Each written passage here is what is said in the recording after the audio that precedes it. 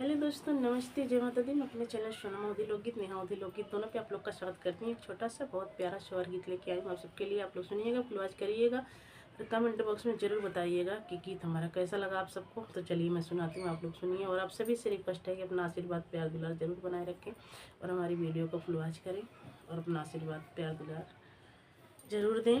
तो चलिए मैं सुनाती हूँ, आप लोग सुनिए। गंगा मैया के ऊंचा पहाड़वा रानिया करो आई, रानिया करो आई हो। गंगा मैया देती लहरिया त हम डूबी मरते त हम डूबी मरते रनिया किया तोहरे ससुरे में दुख की नैहरा बड़ी दूरी, नैहरा बड़ी दूरे बाटे हो।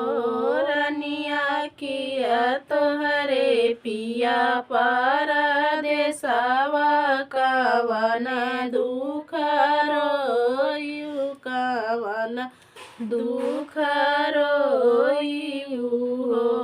रनिया किया तोहरे पिया परदेसिया कवन दुख रोयु, कवन दुख रोयु हो। नहीं हमरे ससुरे में दुख बाटे, नहीं नैहर दूरे बाटे, नहीं नैहर दूरी बाटे हो। मैया नहीं मोरे पिया परदेसिया ताको खिया दुख रोए, ताको खी दुख रोए हो।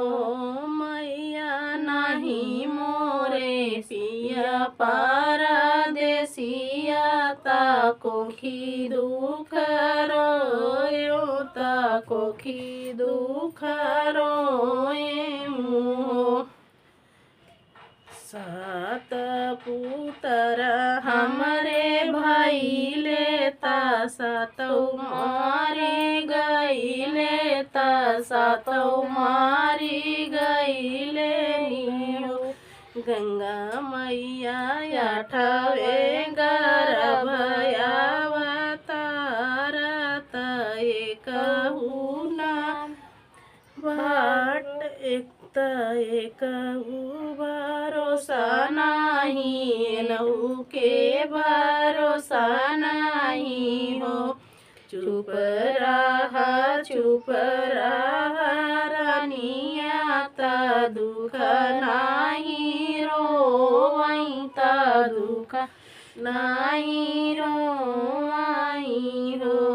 रनिया अपन ललन एक मरबैता तोहरा जियऊ बैता, तोहरा जियऊ बाई हो।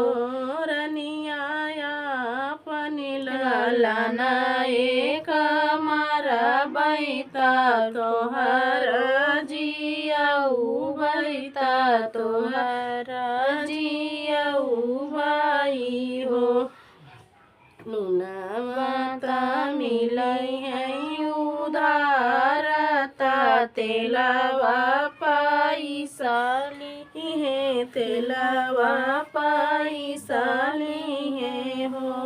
मैया को खिया ना मिली है उधार, को खिया दुख रोए, को खिया दुख रोए हो।